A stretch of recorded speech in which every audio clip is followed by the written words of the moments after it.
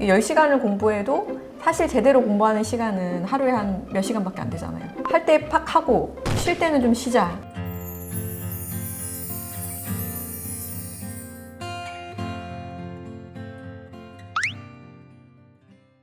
안녕하세요. 법률사무소 봄의 대표 변호사 정현주. 법률사무소 봄 대표 변호사 이완수입니다. 이 시간에는 마침 또 공교롭게도 네. 우리 정현주 대표 변호사님께서는 사법시험 출신이시고 네네. 저는 이제 로스쿨을 졸업해서 변호사 시험을 본 변호사거든요. 예. 그래서 이렇게 구성이 되기도 좀 흔치 않은 경우인 것 같아서 네네. 변호사 시험과 사법 시험의 어떤 공통점 또 차이점에 대해서 좀 솔직하게 이야기를 나눠보고 싶어서 이런 네. 자리를 마련했습니다. 네네. 사법 시험을 보기 위해서 뭐 필요한 어떤 조건 같은 게 있나요? 좀 오래돼서 지금 기억이 잘 나지 않는데 학력 제한은 없었고 제가 시험 칠 때는 토익 700점 이상 한국사 그 시험이 있어요. 네네네. 그거 이제 고급을 따야 했어요. 고급이요? 네. 그거 말고는 다른 조건은 없었어요. 누구나 볼 수 있었던 네네네. 사법시험. 고졸도 볼 수 있고 뭐 네, 중졸도 예, 볼 예. 수 있고 그 두 가지만 넘어가면 그 대단한 사법시험이 지금 없어지기는 했지만 네. 또 존재했을 당시에는 국내 최고 난이도였다고 이제 악명이 자자했거든요. 네. 그에 관해서는 이제 합격자로서 어떻게 생각하시나요? 제가 이제 솔직히 말씀드려서 다른 시험을 준비해 본 적이 없어서 비교를 일단 할 수 없어요. 근데 일단은 이런 얘기는 들었어요. 어떤 시험이라도 1차가 좀 쉬우면 2차가 어렵다. 아니면은 뭐 1차가 어려우면 2차는 좀 쉽다. 근데 이제 사법시험은 특이한 게 1차랑 2차가 거의 같은 난이도인데 다른 능력을 요구하거든요. 1차에서는 어떤 능력을 요구하나요? 1차는 이제 객관식이다 보니까 깊이 있는 공부보다는 그냥 막 찍는 거. 근데 2차는 다 암기를 해가지고 써야 되다 보니까 서술형이기 때문에 네. 그러다 보니까 판례를 이제 토시아 안 틀리고 다 암기를 해야 된다든지. 네. 그러니까 1차는 그런 것보다는 약간 스킵하는 능력이 좀 요구가 된다고 하면은 2차는 엄청 디테일한 게 또 요구가 네, 되다 네. 보니 그리고 과목이 일단 너무 많잖아요. 네. 8과목이다 보니까 공부하는데 절대적인 시간이 또 소요가 됐던 것 같아요. 수험 과정을 거쳐서 합격을 하면 네. 그럼 어떤 과정을 거쳐서 이제 변호사가 되는 건가요? 이제 그때 당시에는 저희가 이제 사법시험 합격하면은 면접이 있었는데 면접은 좀 굉장히 형식적이었고요. 네네네.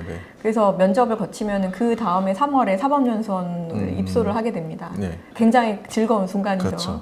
그래서 이제 사법연수원에도 사실 2년간의 어떤 그런 공부하는 기간이라는 게 있는데 그때 이제 치열하게 또 공부를 해요. 왜냐하면 그 점수에 따라서 네. 이제 판사 검사 임용이 되고 아. 이제 판검사 임용이 안 되는 사람들이 이제 변호사가 되거든요. 예. 그래서 자발적으로 변호사가 된다기보다는 이제 판검사가 안 되는 분들이 이제 변호사가 된다. 그때는 그런 인식이 좀 있었어요. 근데 저는 이제 판검사는 전혀 관심이 없었기 예, 예. 때문에 그냥 공부 안 했죠, 저는. 그 사법시험 얘기로 다시 돌아가서 네. 어떤 특별한 공부 방법이 있으셨나요? 저는 예전에도 그런 얘기를 많이 했었는데 사법시험 같은 경우에는 굉장히 장기간 공부해야 되잖아요. 그렇죠. 뭐 최소 3년 이상인데 너무 달리면은 마지막에 퍼지는 것 같아요. 특히나 저같이 체력이 별로 좋지 않은 사람들은 하루에 10시간씩 계속 공부 이건 못해요. 할 수가 없거든요. 근데 그런 분들이 있어요. 근데 거기에 너무 스트레스를 받았는데 나중에는 그렇게까지 할 필요가 있을까? 10시간을 공부해도 사실 제대로 공부하는 시간은 하루에 한 몇 시간밖에 안 되잖아요. 할 때 팍 하고 쉴 때는 좀 쉬자. 이런 식으로 좀 생각을 많이 했던 것 같고 또 이제 공부 방법론에 대해서는 내가 항상 틀릴 수 있다는 거를 염두해야 된다고 생각을 했었어요. 그러니까 어떤 분들은 막 서울 법대 나오고 엄청 수재세요. 근데 계속 시험 떨어지시는 분들이 있는데 그분들 같은 경우에는 본인이 공부 머리가 없어서 그런 게 아니라 자기가 하는 공부 방법을 못 바꿔서 그런 거거든요. 본인의 그 공부 방법이 있는데 그게 안 통할 수가 있기 때문에 그거를 바꿀 수 있어야 된다라는 생각을 좀 하고 있습니다. 저도 이제 한번 물어볼게요. 네. 예, 변호사 시험 볼 때는 어떠셨는지 궁금합니다. 변호사 시험은 이제 로스쿨 졸업생들만 보기 때문에 네. 수가 정해져 있거든요. 사실처럼 모든 사람이 볼 수 있어서 막 몇천 명, 몇만 명씩 볼 수 있는 시험이 아니다 보니까 네네. 매년 한 3,000명 정도 봐요. 그리고 네. 그 중에서 한 1,600, 700명 정도 이제 합격을 하게 되니까 합격률이 사실 이론상 50% 정도거든요. 응시자 대비해서는. 네. 그러다 보니까 사법시험은 이제 열심히 도전했는데 떨어지면 좀 아깝다.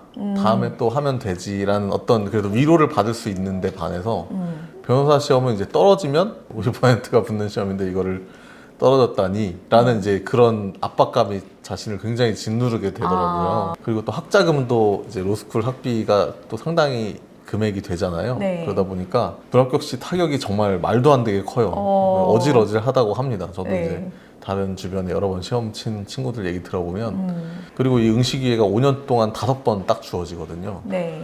그래서 이런 압박감 속에서 뭐 시험을 보게 되죠. 공부 방법은 어떠셨는지 궁금합니다. 저 같은 경우는 이제 뭐 법대를 나오거나 한 게 아니라서 사실 법을 처음 접하고 나서는 용어나 개념이 너무 생소했거든요. 네네네. 아까 말씀하신 것처럼 내 머릿속에 있는 어떤 고정적인 정의나 개념을 완전히 비워야 되더라고요. 네. 비우고 나서 거기에다가 채워넣는 방식으로 해야 돼서 처음에는 수업을 다 받아 적고 그리고 그걸 이제 다시 따로 시간을 내서 이해를 하고 그 다음에 이제 계속 연습을 했죠. 그렇게 어느 정도 익숙해지고 나니까 좀 이제 개념 이해되고 나서부터는 법리 같은 게 조금 이해가 되면서 그때부터는 이제 아까 변호사님 말씀하신 대로 순발력 있게 뭐 찍는 연습이라던가 네네네. 아니면 토시 하나 안 빼놓고 그 소위 뭐 두문자라고 하잖아요. 네. 그런 것들로 뭐 외워서 거의 비슷한 방식으로들 공부를 했던 것 같아요. 네. 오늘은 사법시험을 합격한 저와 그 다음에 로스쿨 시험을 합격하신 이완수 변호사님 모시고 이 차이에 대해서 좀 자세하게 한번 알아보는 시간을 가져보았습니다. 저 영상이 재밌으셨다면 좋아요, 구독 부탁드려요. 감사합니다.